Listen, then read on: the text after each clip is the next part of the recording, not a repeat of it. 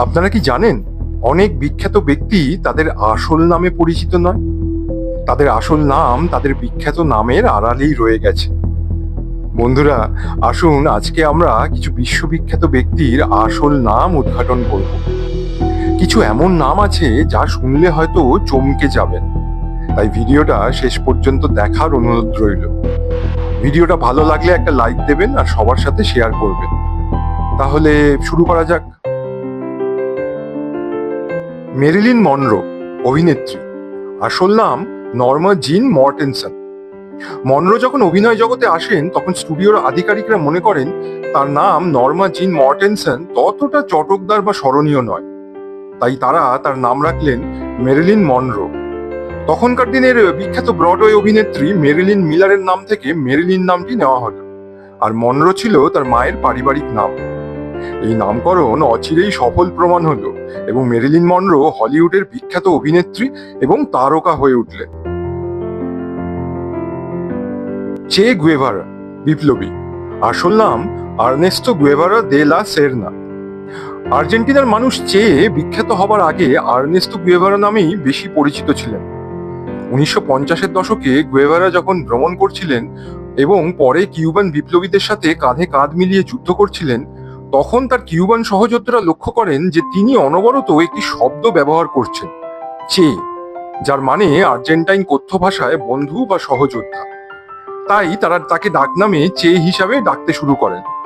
নামটি প্রচলিত হয়ে যায় এবং অবশেষে তার আসল নাম আর্নেস্তো গুয়েভারার চেয়েও বেশি বিখ্যাত হয়ে ওঠে।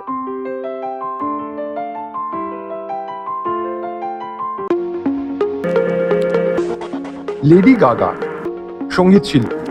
আসল নাম স্টেফানি ইয়োয়ানে আঞ্জেলিনা জার্মানটা। লেডি গাগা নামের পেছনে এক মজার কাহিনী আছে।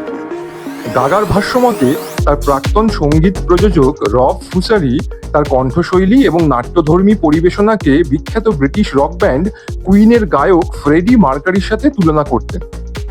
তিনি প্রায় তার সামনে রেডিও গাগা গানটি গাইতেন। শোনা যায় একদিন একটি টেক্সট মেসেজ পাঠানোর সময় ফোনের অটোকারেক্ট রেডিও গাগাকে পরিবর্তন করে লেডি গাগা করে দেয়। নামটি জনপ্রিয় হয়ে ওঠে এবং তিনি এটিকে তার মঞ্চের নাম হিসেবে গ্রহণ করেন। বর্তমানে তার মঞ্চের নামটি এতটাই সুপরিচিত যে অনেকেই তাকে তার জন্ম পরিচয়ের চেয়ে লেডি গাগা নামেই বেশি চেনেন। এ.আর রহমান, সুরকার। আসল নাম এ.এস দিলীপ কুমার। এ.আর রহমান জন্মসূত্রে হিন্দু ছিলেন। পরে তিনি ও তার পরিবার ইসলাম ধর্ম গ্রহণ করেন। তার কথা অনুযায়ী একজন হিন্দু জ্যোতিষীর কাছ থেকে তিনি তার মুসলিম নামটি পেয়েছিলেন, যিনি আব্দুল রহমান নামটি প্রস্তাব করেন। রহমান নামটি সঙ্গে সঙ্গেই পছন্দ করে ফেলেন। পরবর্তীকালে তার মায়ের মনে হয় যে তার নামের সাথে আল্লাহ রাখা শব্দটি যোগ করা উচিত, যার অর্থ ঈশ্বরের দ্বারা সুরক্ষিত। এভাবেই তার পুরো নাম হয়ে ওঠে আল্লাহ রাখা রহমান বা এ.আর রহমান। জোসেফ স্টালিন, রাজনীতিবিদ।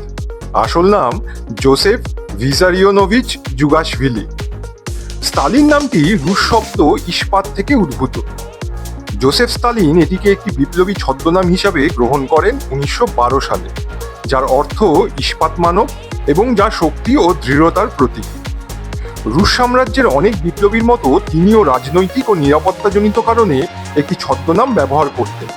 স্টালিন নামটি অবশেষে তার স্থায়ী প্রকাশ্য পরিচয় হয়ে ওঠে এবং এই নামেই তিনি আজ বিশ্বজুড়ে পরিচিত।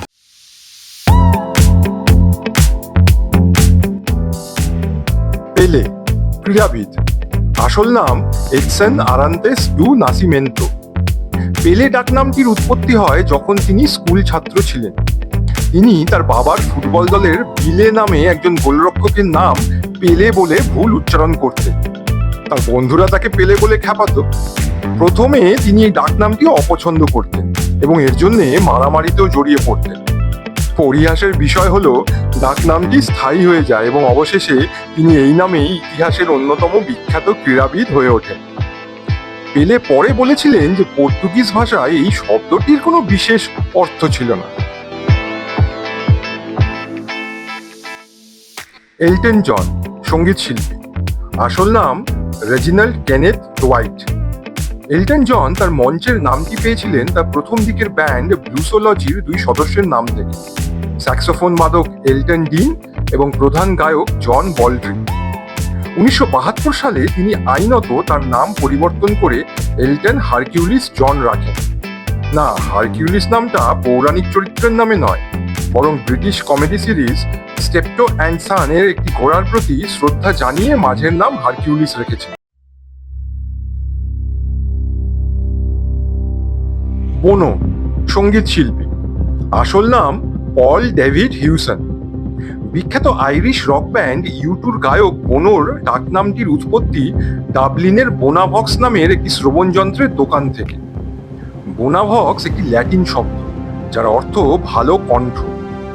একদল বন্ধু যারা একে অপরকে ডাকনাম দিতে পছন্দ করত, তারা তাকে বোনোভক্স বলে ডাকতে শুরু করে। প্রথম দিকে পল হিউসন ডাকনামটি অপছন্দ করতেন, কিন্তু বোনাভক্সের অর্থ যে ভালো কণ্ঠ তা জানার পর তিনি এটি পছন্দ করতে শুরু করেন।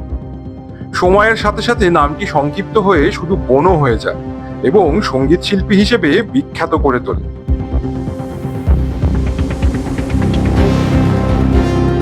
অমিতাভ বচ্চন, অভিনেতা।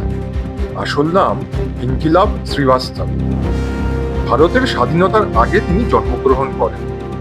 কথিত আছে তার জন্মের সময় পরিবারটি স্বাধীনতা আন্দোলনের স্লোগান ইনকিলাব জিন্দাবাদ থেকে অনুপ্রাণিত হয়ে তার নাম ইনকিলাব অর্থাৎ বিপ্লব রেখেছে। পরে কবি সুমিত্রানন্দন পন্ত অমিতাভ নামটি প্রস্তাব করেন বলে শোনা যায়, যার অর্থ যে আলো কখনো নিভে যায় না। আরও একটি মজার তথ্য হলো, বচ্চন পরিবারটির আসল পদবি ছিল না।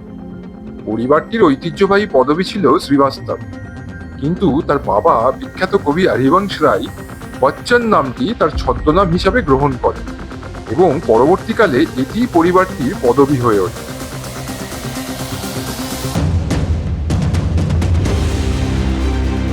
নিকোলাস কেজ, অভিনেতা। আসল নাম নিকোলাস কিম কাপোলা। তার বিখ্যাত কাকা হলেন পরিচালক ফ্রান্সিস ফোর্ড কাপোলা। তার কারণে স্বজনপ্রীতির মাধ্যমে অভিনয় জীবন পেয়েছেন এমন ধারণা এড়াতে নিকোলাস কেজ তার নাম পরিবর্তন করেন। তিনি কেজ নামটি বেছে নেন, যা আংশিকভাবে মার্ভেল কমিক্সের সুপারহিরো লুক কেজ এবং সুরকার জন কেজ দ্বারা অনুপ্রাণিত ছিল। মধুবালা, অভিনেত্রী। আসল নাম মুমতাজ জাহান দেলভি। তিনি বেবি মুমতাজ নামে শিশু শিল্পী হিসেবে চলচ্চিত্র জগতে প্রবেশ করেন। বয়স বাড়ার সাথে সাথে ভারতীয় চলচ্চিত্রের শুরুর দিকের অন্যতম প্রভাবশালী ব্যক্তিত্ব অভিনেত্রী দেবিকা রানী তার প্রতিভায় মুগ্ধ হয়ে জন্ম নামের পরিবর্তে এই নামটি গ্রহণ করার পরামর্শ দেন এবং তার পর্দার নামটি দেন। 1947 সালে নীলকমল ছবিতে তিনি শেষবার মুমতাজ নামে অভিনয় করেন, যার পর থেকে তিনি মধুবালা নামটি ব্যবহার করতে শুরু করেন। গুরুদত্ত, অভিনেতা। আসল নাম বসন্ত কুমার শিবশঙ্কর পাডুকোন। শৈশবের একটি ঘটনা থেকে গুরুদত্ত এই নামটি পান। তার বাবা মা সৌভাগ্য আনার জন্য তার নাম পরিবর্তন করে গুরুদত্ত পাডুকোন রাখেন, কারণ তিনি বৃহস্পতিবার অর্থাৎ গুরুবার জন্মগ্রহণ করেছিলেন। চলচ্চিত্র জীবন শুরু করার পর তিনি পর্দায় গুরুদত্ত নামটি গ্রহণ করেন এবং বিখ্যাত হয়ে ওঠেন। ফ্রেডি মার্কারি, সঙ্গীত শিল্পী। আসল নাম ফারুক বালসারা। 70 দশকের বিখ্যাত ব্রিটিশ রক ব্যান্ড কুইনের গায়ক ফ্রেডি মার্কারির জন্ম উগান্ডায়। তার পরিবার ছিল গুজরাটি পার্সি সম্প্রদায়ের। ভারতে বোর্ডিং স্কুলে পড়ার সময় তিনি নিজেকে ফ্রেডি বলে ডাকতে শুরু করেন, কারণ নামটি তার সহপাঠী ও শিক্ষকদের জন্য ব্যবহার করা সহজ ছিল। পরে কুইন ব্যান্ডের মাই ফেয়ারি কিং গানের মাদার মার্কারি পংক্তি থেকে অনুপ্রাণিত হয়ে তিনি 1970 সালে মার্কারি উপাধিটি বেছে নেন। গুলজার, লেখক, কবি, পরিচালক। আসল নাম সম্পুরন সিং কালরা। গুলজার অধুনা পাকিস্তানের দিনা শহরে জন্মগ্রহণ করেন। মুম্বাইয়ে চলে আসার পর এবং সেখানকার সাহিত্য জগতের সঙ্গে যুক্ত হবার পর তিনি গুলজার ছদ্মনামটি গ্রহণ করেন। উর্দু ও ফার্সিতে গুলজার মানে হলো ফুলের বাগান। শুরুতে তিনি তার জন্মস্থান দিনা থেকে নেওয়া গুলজার দিনভি নামটি ব্যবহার করলেও পরে তা সংক্ষিপ্ত করে গুলজার রাখেন। মোহাম্মদ আলী, ক্রীড়াবিদ। আসল নাম ক্যাসিয়াস মার্সেলুস ক্লে জুনিয়র।